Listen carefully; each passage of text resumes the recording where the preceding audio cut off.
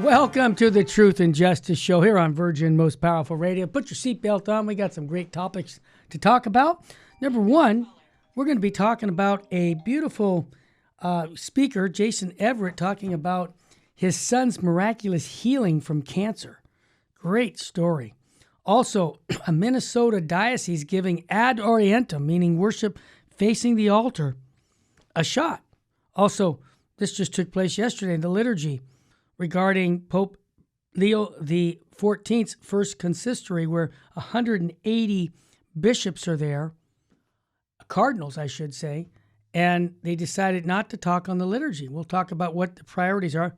Number one, evangelization, which is always good. And I'm also going to give you an update on Fulton Sheen, some interesting things on that. I'd like to read the first reading for today's Mass rather than the Gospel. I have the Gospel here, and it's Luke chapter 4, verse 14 to 22, but I just think the first reading from John says some beautiful things that we need to remind us all of. And I'll read it. John 1, verse 4 to 19. Beloved, we love God because He first loved us. If anyone says, I love God, but hates his brother, he's a liar. For whoever does not love a brother whom he has seen cannot love God whom he has not seen. This is the commandment we have from him. Whoever loves God must also love his brother. Everyone who believes that Jesus is the Christ is begotten by God. And everyone who loves the Father loves also the one begotten by him. In this way, we know that we love the children of God when we love God and obey his commandments. For love of God is this, that we keep his commandments, and his commandments are not burdensome. For whoever is begotten by God conquers the world. And the victory that conquers the world is our faith. The word of the Lord. Thanks be to God. I have to say that the understanding that we love God because he first loved us. I've always said this to our family here. God loves you more than you even have any idea, because if he stopped loving you, you would cease to exist. And I say that about our kids. God loves our children more than we do. Keep that in mind when we're praying for them. Whether it's an illness or they're leaving the faith, we keep that in mind. This gospel, or this reading from John is so good because it really helps us understand that our neighbor, we have to love our neighbor. Who's our neighbor? The one in need. Yeah. Are we helping people who need help? I have always a program, I've mentioned this on the air before, that I have these little McDonald's gift cards. They're like $15 a pop. I'm not sure they can still get a hamburger, fries, and a drink at $15, but I don't know. Maybe I need to move them up to $20 because of inflation. But when I see a homeless person asking for money, I don't give them money. I will give them a gift card. And one thing I always try to do is make sure I get their name. They're blown away when you call them by name. Frank, how are you? Or ask them, what is your name? Frank, I'm going to give this to you and take this as a gift from God, because anything I have is owned by God. So here you go. And you'd be surprised. They thank you. They say, thank God. And that's what I always tell them. You say a prayer of thanksgiving that you got that food today. Don't thank me. But this reading says that if we hate our brother, we're a liar to say we love God. So this part about everyone who believes that Jesus Christ is begotten by God, and everyone who loves the Father loves also the one begotten by him. And in this way we know that we love the children of God when we love God and obey his commandments. Yeah, that's the key. Dr. Sandoval was just on the air before saying that. The 10 Commandments, that's what we're referring to. He says commandments. These are not 10 suggestions. When we follow God's law, things seem to work well. That's how it works. And even when on this planet, we have trials and tribulations, which we always will. But because we have that relationship with Jesus Christ, God, the God-man, we can offer up our sacrifices to God and unite him with him to help redeem the world. So this reading I thought was so appropriate because there's a lot of people who I meet who say they can't understand why God did this or X, Y, or that. And I'll just give you my little story real quick. You know, I do 200 funerals a year, and I had a family come, and here's my lower nature kicking in. I'll be honest with you, folks.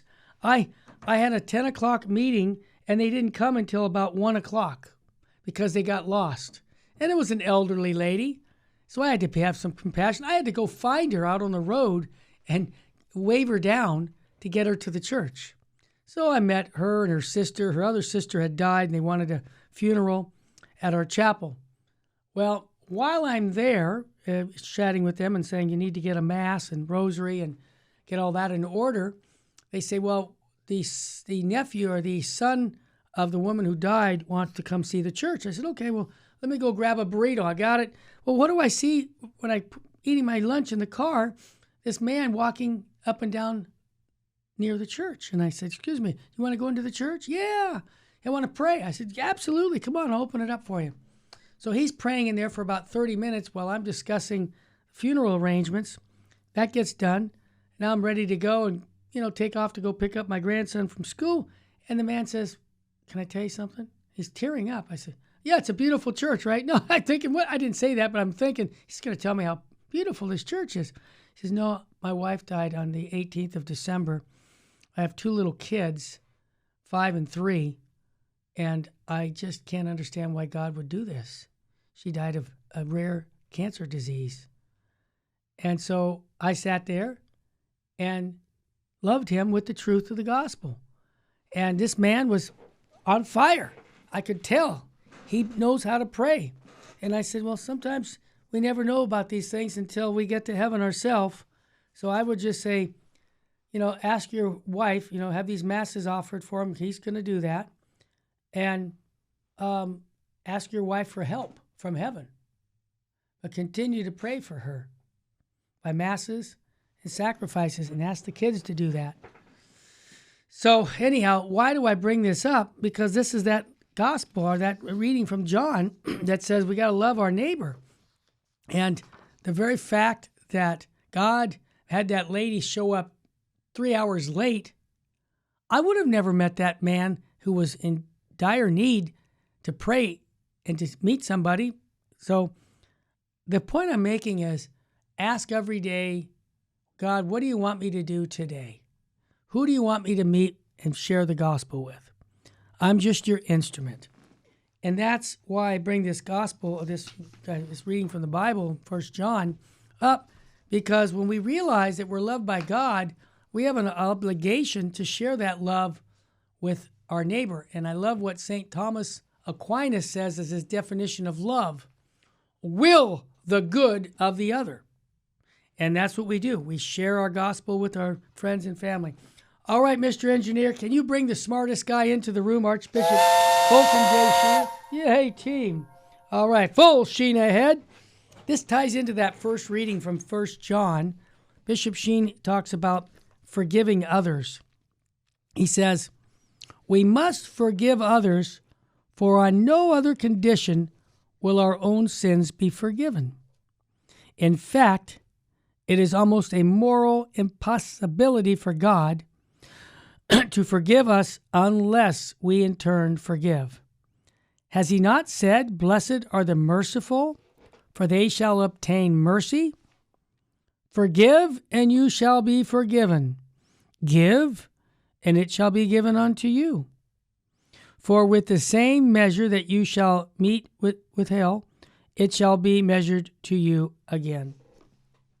That's taken so much from the gospel. And if it's the new year and you haven't forgiven somebody, put it on your New Year's resolution.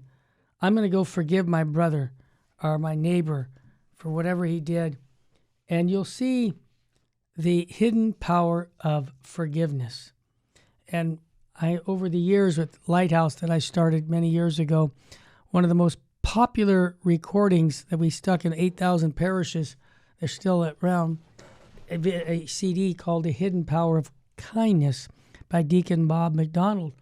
And if you want a copy of that, just email us or call us at 877-526-2151, and I'm sure somebody would be able to help you get that download, because that CD helped a lady that I met way back in Tucson, Arizona years ago, when she just told me, I gave her the CD, and the next day I was there at the church. She said it changed her whole life. She was reconciled with her sister from 5 years, all because some bald-headed old man gave her a CD on the hidden power of kindness when she told me, forgiveness, thank you, the hidden power of forgiveness. I keep saying kindness. That's Father Levassik's book. All right, when we come back, we're going to talk a lot about a Catholic speaker, Jason Everett, discussing his son's miraculous healing from cancer. And also I want to give an update on the Fulton Sheen cause. We'd love to keep you abreast on that. You're listening to the Truth and Justice Show on Virgin Most Powerful Radio. Stay with us, family. We'll be right back after a quick break.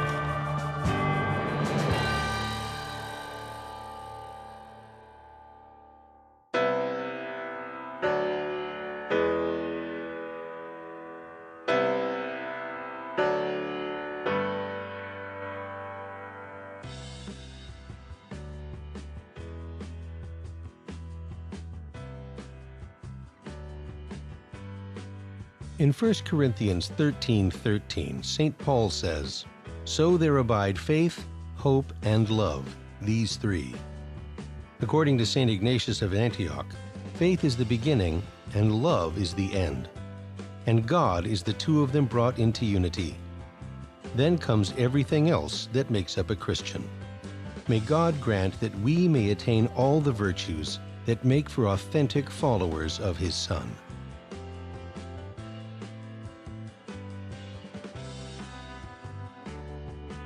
Welcome, Daniel. You're on the line. What's on your mind, brother?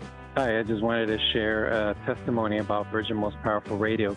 I had a buddy at work who, he's a lukewarm Catholic guy, and I wanted him to start listening to the Terry and Jesse show, so I kept telling him to download the app, and he kept putting me off. So one day, I grabbed his phone and I downloaded the app for him. I went on vacation, and I kept telling him to listen to it. He was kind of put me off. I came back from vacation. He comes to my cubicle, and he says to me, "Hey, man, I've been listening to Terry and Jesse's show, and it's great." And it's made a big impact in his life. The guy, he's going to weekly adoration a couple times a week. He goes to the Mass in the morning. He's an on-fire Catholic, and he promotes the Terry and Jesse show on the Virgin Most Powerful Radio. Daniel, what a testimony. And I want to encourage our listeners to get those cards by going to virginmostpowerfulradio.org and do what Daniel's doing. Go out and spread the faith by inviting people to listen to Virgin Most Powerful. Daniel, thanks for your testimony, brother. God love you. You're welcome.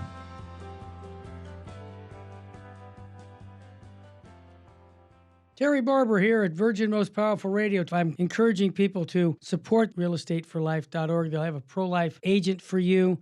California's laws for the family are really bad. If you have a young family and you can afford to get out of California, get out and make a new life somewhere where you're not going to have the repressive laws. For example, if your son wants to change his sex and you don't want that to happen, the school can take your child away from you. Yes, that's how bad it is, folks. That's why I'm encouraging you to go to realestateforlife.org. God bless you for supporting Virgin Most Powerful Radio.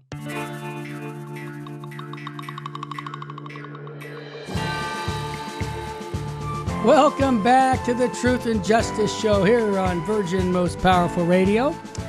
I want to remind everybody that this Friday we were back on schedule for the Friday with the Fathers with Joshua Charles. He's an expert on the Fathers of the Church, so that's something new that we're adding on in the last, 2 months, 3 months. And also, we also have William Albright taking over Jesus 911 on Wednesdays and Fridays. So I want you to keep that in mind.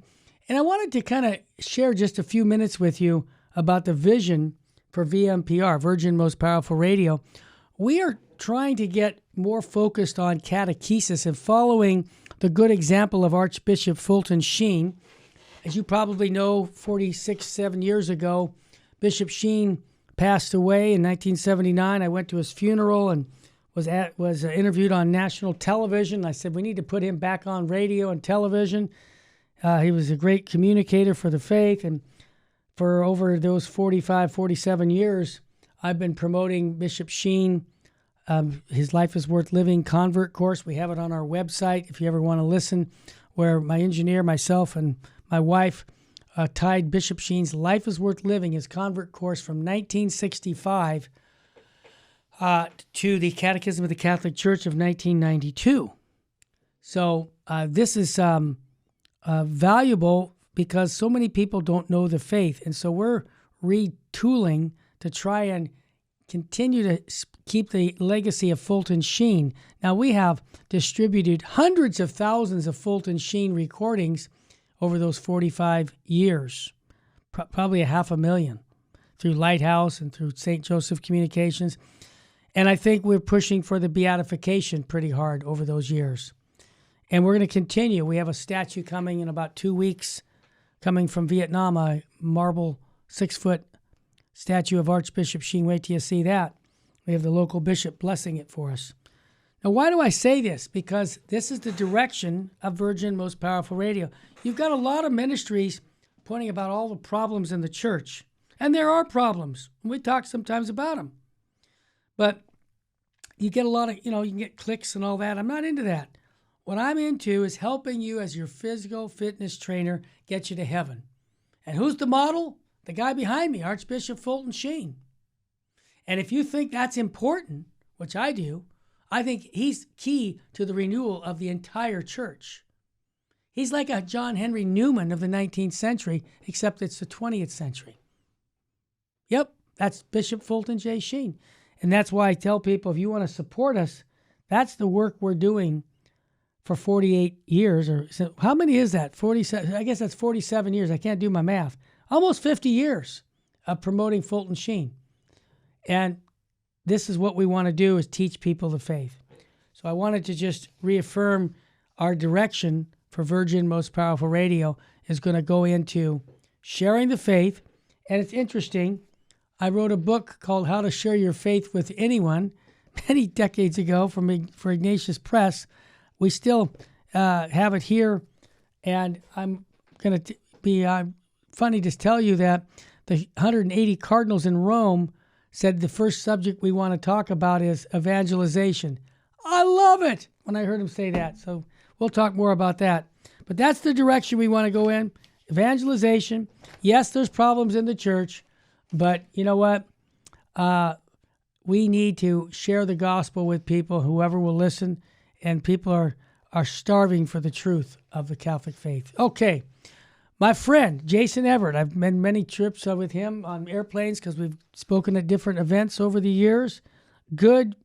He's not, I was going to say a young man when I met him, but he's an older man now. And he reached out to all of us through social media about his son, John Paul, had a problem with his cancer. And it was a serious cancer. And what's so beautiful about it is his son is only 21 years old, and he's been diagnosed with cancer, and he described receiving this news as heartbreaking, of course. And it's Hodgkin's lymphoma, which is, a very bad one on Christmas Eve to boot. And they said we're going to need to undergo chemotherapy, which really can almost kill your whole body, and other treatments. But after thousands of faithful offered prayers, because everybody was praying for him, he began this treatment, including a group of Franciscan friars. These are the friars Father Benedict Rochelle started, who prayed for the cancer to be melted in the hospital. Oh, yeah, a picture of him praying over him, the 21-year-old son. And with the biopsy that stunned the doctors because it showed no more cancer present, but instead a highly treatable fungal infection. Is that unbelievable? Yeah. The doctors, during the surgery, after the doctors had revised their diagnosis, they noticed that this growth masses had previously been found near the chest, the collarbone, and it liquefied. I just love stories like this. He said, we just started storming heaven and getting on social media, and we prayed over John Paul. This is the Franciscan friars priest, said, we prayed over him. And with his authority and holiness, we were humbled, and that's what happened. Now, the oncologists came in, and they were just perplexed, like, what's going on here? And they said, well, we need to reverse our diagnosis. Yeah, I guess. Initial diagnosis must have been not correct, because John Paul has had what appears to be no cancer, he recalled. And the pathologist reported came in, turned out the initial diagnosis of 99% chance of cancer. He says, no, we're good. And why do I say this? Because this is, again, miracles taking place every day around the globe, around the world. Why? God is waiting for us to ask, right? So we need to ask. Don't be afraid. This is, Jason Everett, man that shared the gospel with people all over this country and the world. And now the rubber meets the road with his son dying of cancer. He gets the good fathers to come, pray over them, or pray everybody's, thousands of people praying for that son, John Paul, and the cancer liquefies. I mean, I love stories like that, don't you? Yeah. All right, I'm going to shift gears. Oh, Steve Ray just gave us a thumbs up. We're going to have him on next week. Good. So I wanted to share something that I think is good news. Now, you've heard me say, will the real Vatican II please stand up? And what I mean by that is when you read the documents like I have many times, and I see on the liturgy where it says the priest turns around and says, the Lord be with you. It indicates he's not facing the people. Now, I just give you the background. Abbot Boniface Lucchi, who was one of the Peritus experts at the council, in 1993, I interviewed him and recorded it all and asked about what was the council's vision for the Mass. Are we implementing it? He said, no. The council never envisioned that the priest would be facing the people. Look at the documents. It says it right there. And I said, yeah, I noticed, but I want to hear it from you. You're one of the fathers of the Vatican Council. You aren't going to be here much longer, Abbot. You're 80 years old. And he lived to be 92 years old and then died. But if you ever want to listen to those recordings, and the Vatican asked for them after I did, I hit them when I was running St. Joseph Communications. That became like an instant hit, because here you got one of the fathers of the Second Vatican Council saying, this isn't what the council envisioned what we're doing now. So just call us at 877-526-215 or email us. Go to our website, vmpr.org. The reason I bring this up, a bold bishop in Minnesota, he's giving ad Orientam a shot. And his name is Bishop Daniel Felton. And in 2025, he started experimenting. So over the past year, the bishop, Daniel Felton of Duluth, provided guidance for 9 diocese parishes to regularly celebrate an ad Orientam on a trial basis. After what? The local pastors requested it. Every priest I know doesn't like to be in front of everybody like he's on, Broadway, where everybody's looking at him. It's so much easier to offer worship, everybody facing the same way. So they said with proper teaching, it's a tremendous of how much people are embracing this. Angie, a 47-year-old parishioner of St. Francis Catholic Church, has had limited exposure to ad Orientam before it began to be used one Sunday a month throughout the 2025. See, I consider her young. 47 is young. never experienced Orientam before, meaning they're facing the east.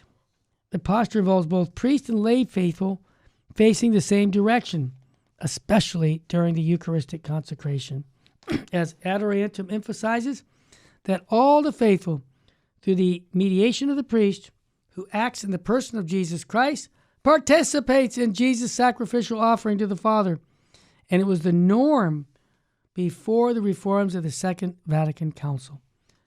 Yeah, I mean, it makes worship a lot easier because you're not distracted by some priest who wants to be funny. The Mass is not the time to be making cracking jokes. Now, the bishop wrote in a diocesan priest just before the start of 25, he underscored that the post-conciliar practice of facing the people has been widely received, and it aimed at enhancing the participation in allowing the laity to see what takes place at the altar.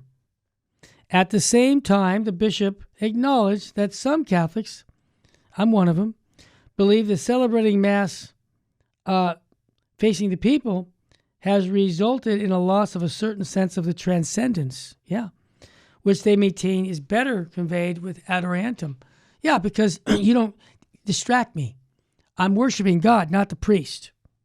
Now, he stressed that both of them are going to be respected, and that he sees that this is going to help his flock worship the Lord better. And I want to commend myself to him, commend myself saying thank you. Because, as you probably know, other dioceses are doing just the opposite. In Detroit, for example, Archbishop Wassenberger banned Orientam from the parish celebrations of Vatican II Mass in 2025, just months after arriving to the diocese. So, which way is it? The Church's way. And when we come back, I'll explain a little bit more about what the Church actually teaches when it comes to the liturgy. Stay with us, family. You're listening to the Truth and Justice Show on Virgin Most Powerful Radio. We'll be back after a quick break.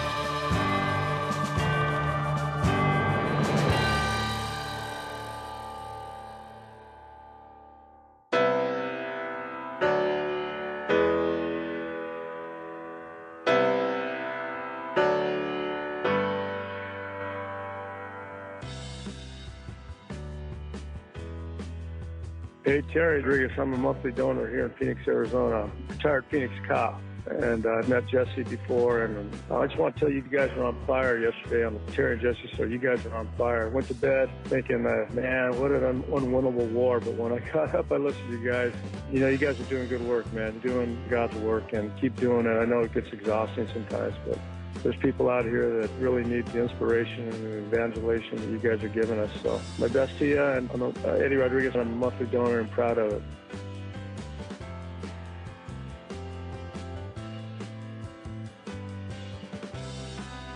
Help the Helpless, a Minnesota St. Paul nonprofit organization chaired by Father of Tyr and volunteers, is humbly asking you for your kind support to help the poor and the handicapped children in India and Ecuador.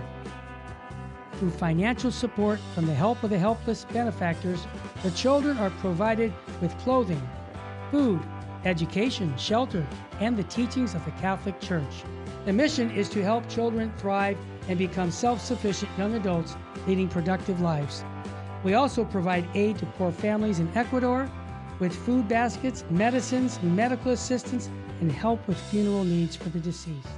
The work in India is done by Father Antonio's organization, St. Mary's. In Ecuador, the work is being done by the Servant Sisters of the Home of Mother.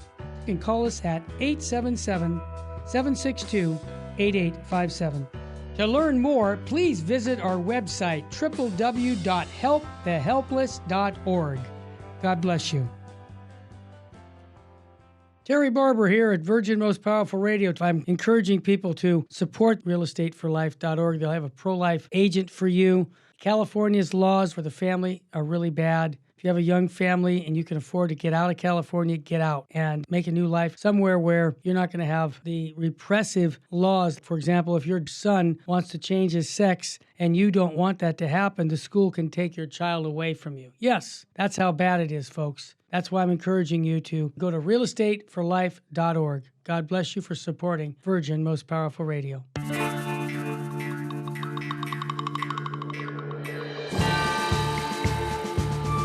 Welcome back to the Truth and Justice Show. I'm going to tell you something. I'm too blessed to be stressed.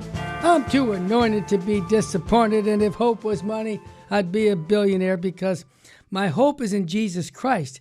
You know, you think about this old term, the way you worship is the way you believe.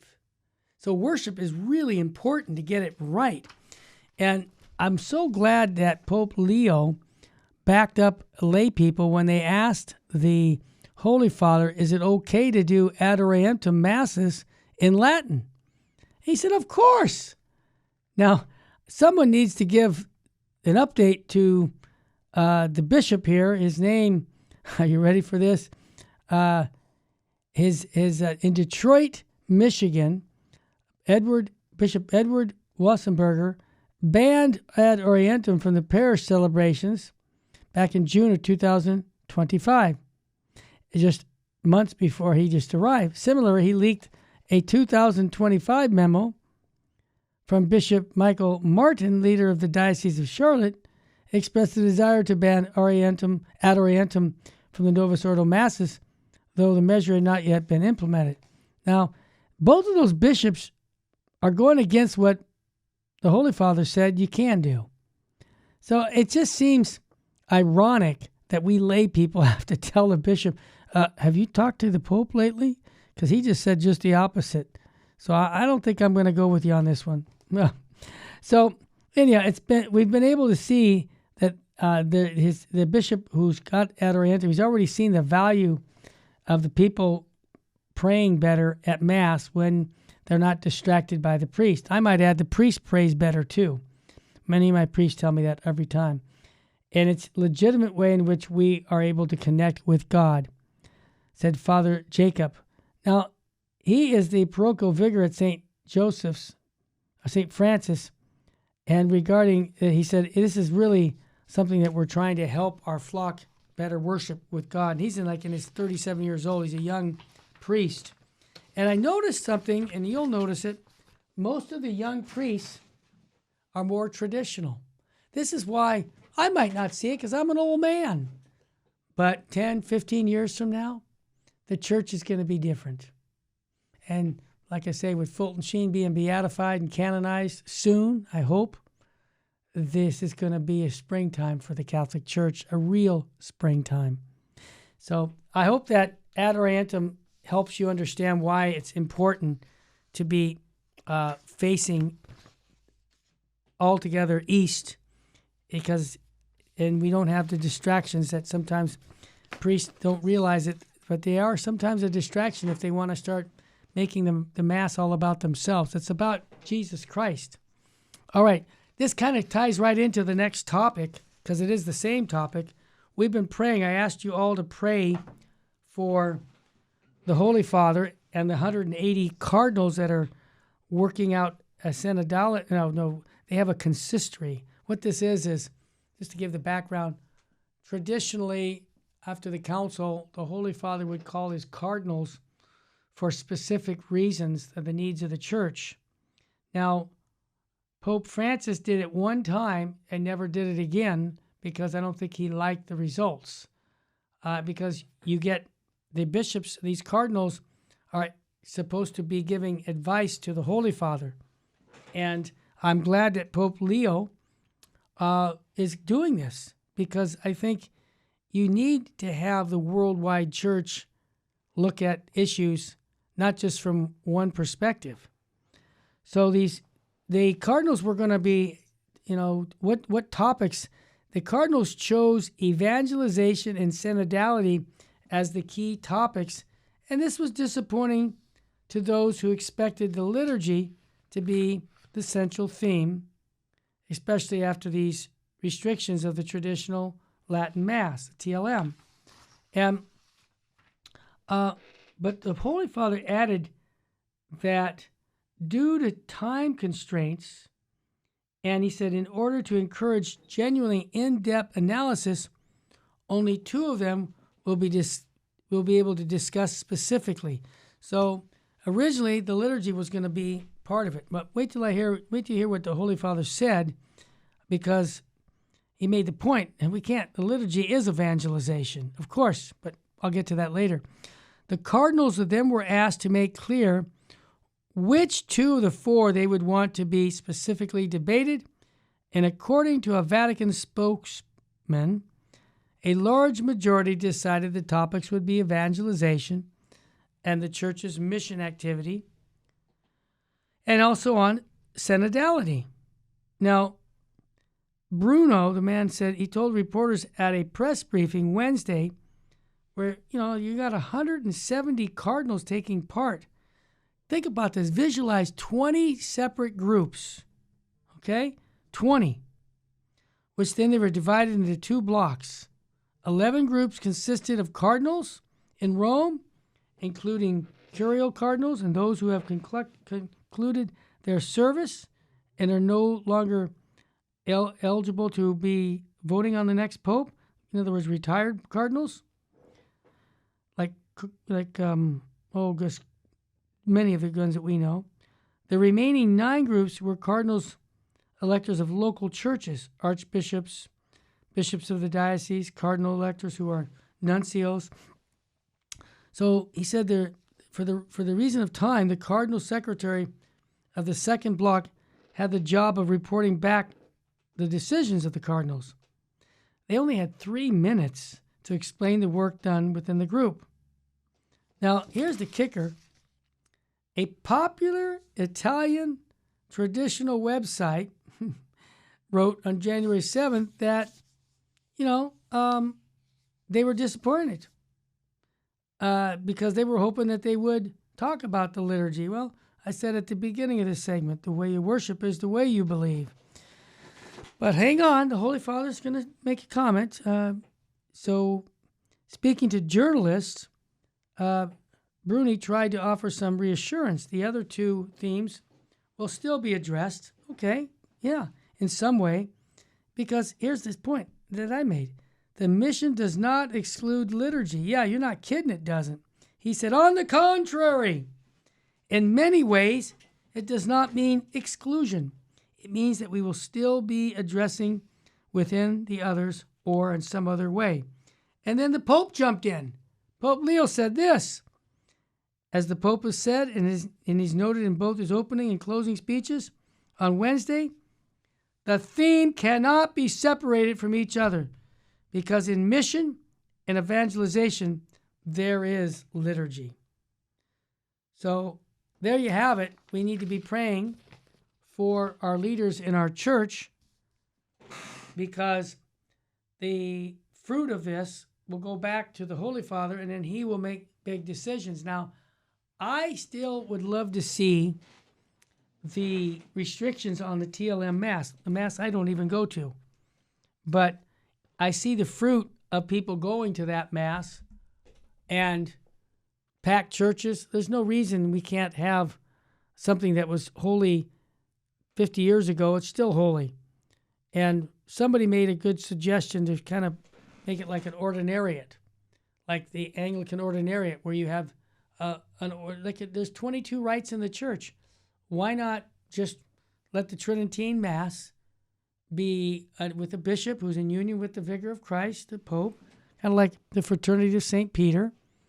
But you have these ordinariates all over the world, and they all report back to Rome. And I'm going to make a prediction. If we did that, we'd see all the growth in the church. And then we'd say, well, wait a minute. Maybe they got something here. So I just think that we need to be open to that. Of course, I'm not in management. I'm in sales. But there you have it. All right. I wanted to, again, catechize you, because catechize you means give you the faith, not undermine the faith. We have way too many priests and even some bishops who are undermining the faith by trying to take things like altar rails or kneelings out of churches. I have to tell you, we spent $18,000 to put a communion rail back in a 100-and-some-year-old church here at the Sacred Heart Chapel. If you've been here, you know we kneel for Holy Communion. If you're elderly, you can stand. But there's 31 priests are questioning the Vatican. In other words, Charlotte priests submit a dubia. Dubia is a question to the Vatican over their local bishop, Martin's ban on altar rails and kneelers. Now, Bishop Michael Martin, he's the one I need to be praying for on a regular basis. Does he have the authority to ban the use of kneelers and altar rails, among other moves against tradition and reverence? Now, remember, even some bishops will say, well, we're going to ban you from receiving Holy Communion on the tongue. They can't do that. They don't have the authority to do that. And it's an unjust law, and an unjust law is no law. So we're talking about 1/3 of the Diocese of Charlotte have submitted questions to the Vatican. We're talking about 31 priests, most of them pastors. It's unbelievable that these pastors are doing this, because you can count on having a bad experience with the local bishop when they sign, and the bishop finds out you sign this. You're going to be persecuted, I guarantee it. But what I love about these priests is that they're willing to take that persecution for the faith. That tells me something about these guys. So the bishop recently issued this pastoral instruction on Holy Communion. That's what prompted the dubia. And the rector from Martin ordered that the use of altar rails, kneelers, are not to be utilized for the reception of communion in public celebrations. By January 16th, 2026. That's next week. Well, like I said, we'll talk a little bit more, and then we'll talk about Bishop Barron and how he's coming along with being very, very solid on some issues. You're listening to the Truth and Justice Show on Virgin Most Powerful Radio. Stay with us. Got some more good things to chat. We'll be right back after a quick break.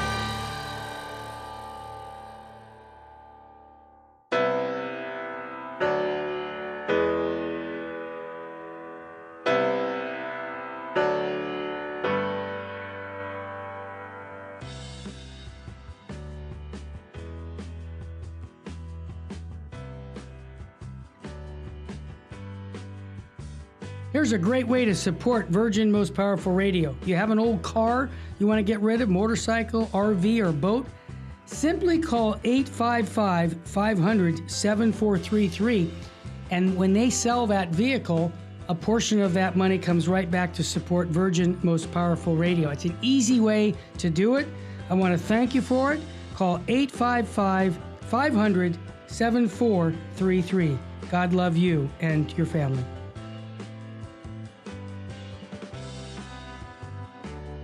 This is a minute meditation from Virgin Most Powerful Radio. God has given us a new birth into an imperishable, unsullied, and unfading inheritance, kept in heaven for you. 1 Peter chapter 1 verses 3-4. According to St. Augustine, you have within you everything you need to purchase the kingdom of heaven. Joy will be purchased by your sorrow, rest by your labor, glory by your humiliation, and eternal life by your passing death. Loving Father, teach us how to make every event on earth lay up treasures for us in heaven. Help us to endure sorrows, labors, humiliations, and death willingly, so as to attain heaven. This has been a minute meditation from Virgin Most Powerful Radio.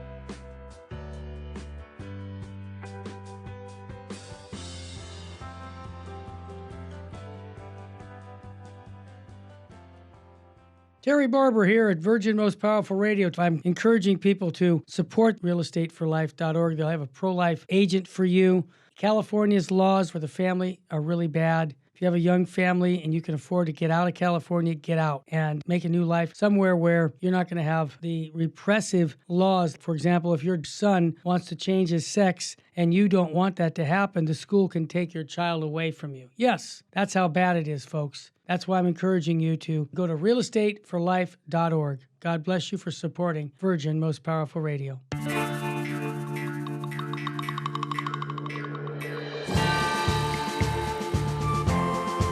Welcome back to the Truth and Justice Show here on Virgin Most Powerful Radio.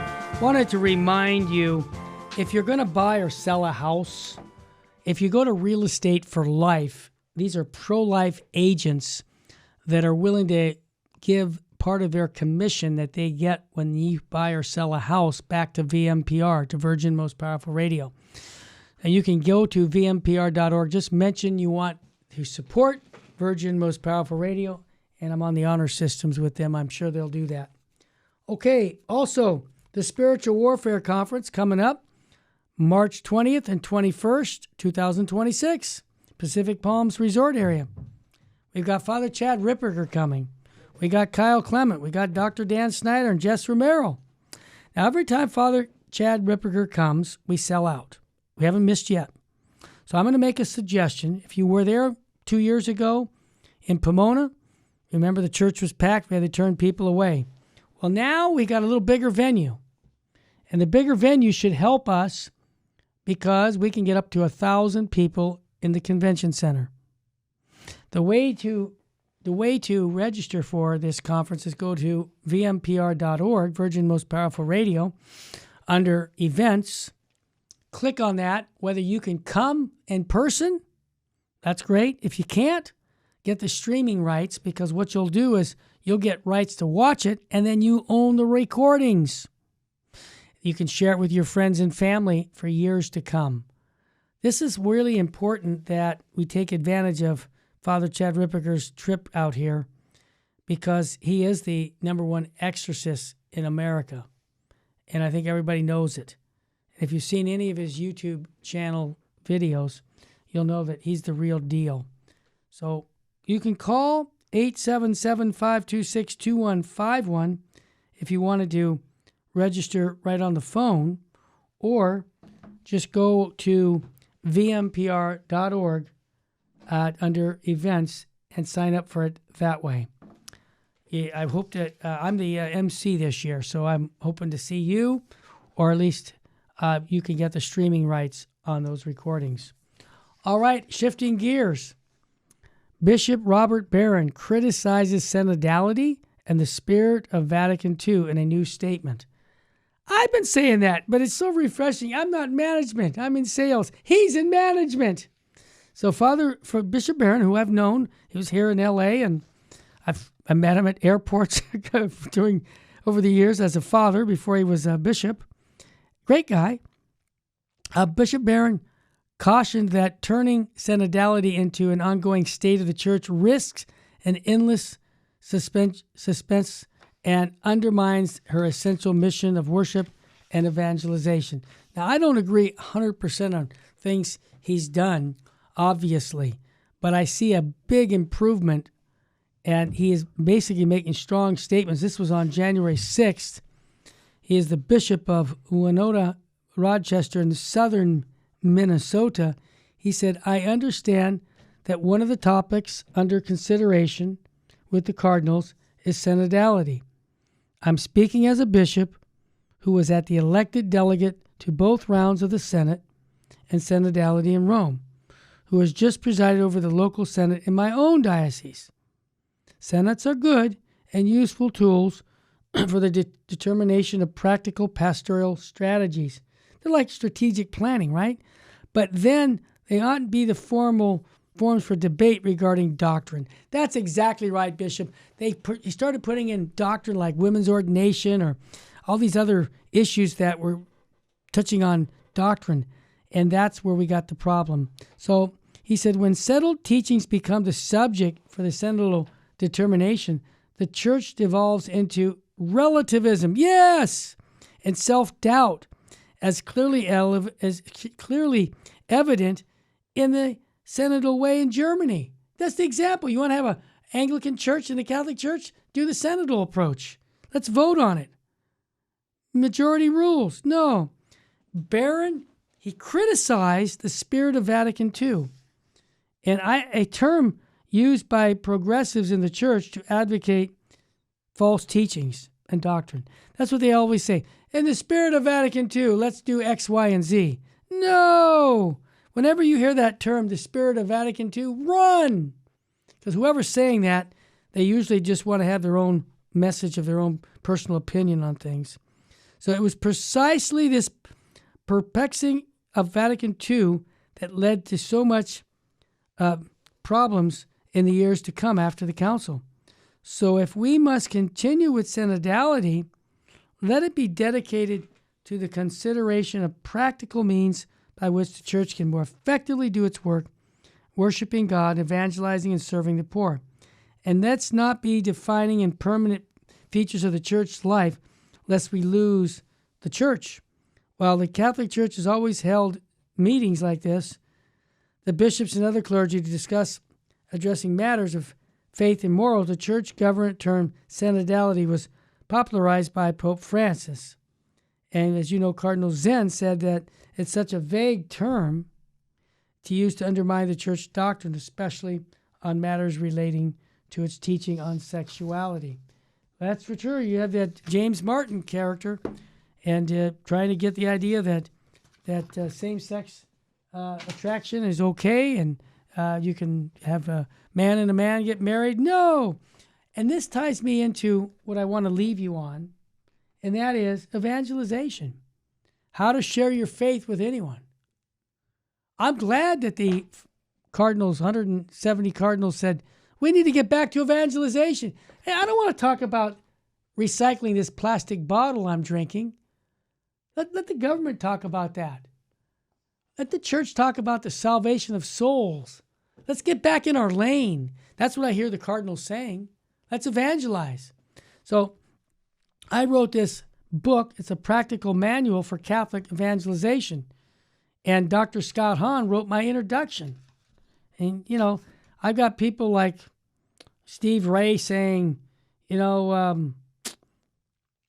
is endorsing my book. I don't want to repeat what he says. Or Archbishop Gomez saying that Terry Barber is one of the finest evangelists in the Catholic Church.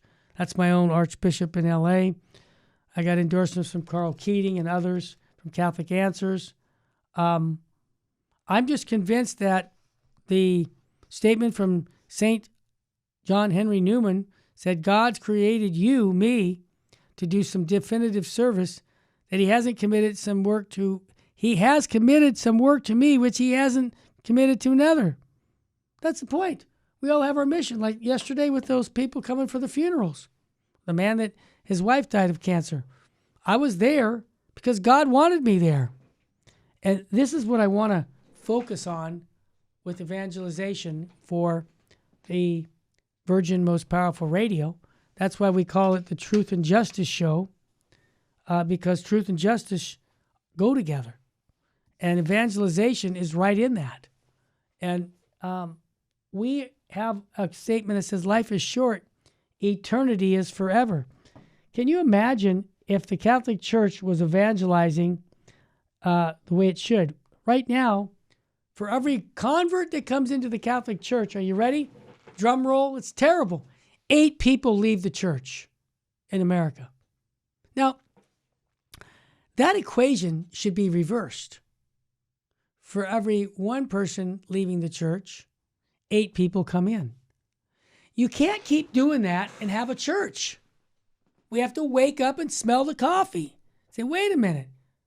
What happened to our mandate that Christ said, go out and proclaim the teachings of Christ. Go out to all the world. That's our marching orders, and for some reason we got sidetracked. We got sidetracked because we got too close to the world. And I like what Cardinal Timothy Dolan said. We cannot engage the culture unless we let him first engage us. We cannot dialogue with others unless we dialogue with Him. We cannot challenge unless we first let Him challenge us. And as Bishop Fulton J. Sheen once commented, the first words of Jesus in the gospel was come, and the last word of Jesus was go. So we need to be high information Catholics so that when we share the faith, we're prepared to do that. Because remember, the decree of Vatican II on the missionary activity of the church says the whole church is missionary, and the work of evangelization is the fundamental task of the people of God. And I'll never forget, Father Hardin said it to me personally. He's a servant of God, founder of the Marian Catechism, once said, Terry, I can honestly tell you, the future of the church in our country depends heavily on the zeal of lay Catholics like you. The fact is, all the baptized, not just the clergy, religious, are enlisted to evangelize. We are on a mission from God and His missionary church. The Vatican II document on the apostle of the laity said, in the church, there is a diversity of services, but the unity of purpose. Christ conferred on the apostles, their successors, the duty of teaching, sanctifying, and ruling in His name and power. But the laity, too, share in that priestly, prophetic, and royal office of Christ, and therefore have their role to play in the mission of the whole people of God and in the world. They exercise a genuine apostolate for their activity on the behalf of bringing the gospel and holiness to men, on behalf of penetrating the perfecting and temporal sphere of the things that go through the spirit of the gospel.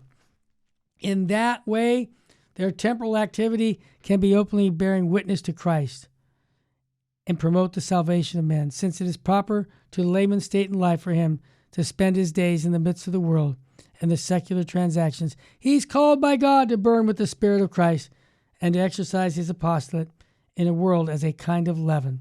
So let's remember that. We are called to evangelize. This is our mission. And right now, we've been getting out of our lane. And I'm just glad the Cardinals are saying we need evangelization as the number one topic of the church. Get people into heaven. That's our mission. I hear the music. Well, I'd say this. What state should we be living in? The state of grace. Sanctifying grace. And again, if you're waiting for someone to ask you to go to confession, that's me. Welcome to go. The benefits are out of this world. And don't forget, praying for souls, especially souls in purgatory. When you get out of purgatory, they're going to pray for you. Remember, Our Lady of Fatima said it this way. Souls are going to hell because no one is there to pray and make sacrifices. Unite your sufferings with the sufferings of Christ to help redeem the world. That's all we do. And then every action is like a blank check. Christ's name is on it. Thanks again for supporting our mission, which is to teach people about Jesus and his church. May God richly bless you and your family.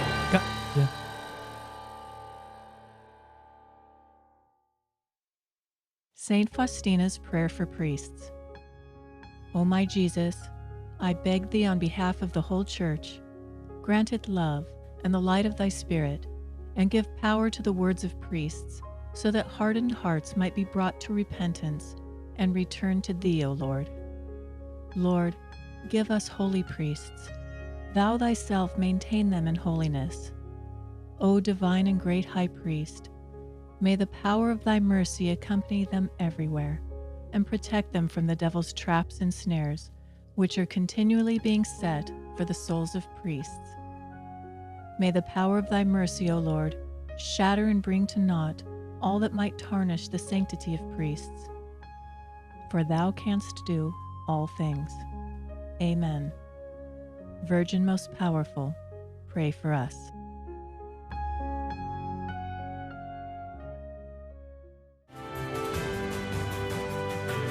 Virgin Most Powerful Radio, sharing the gospel with clarity and charity.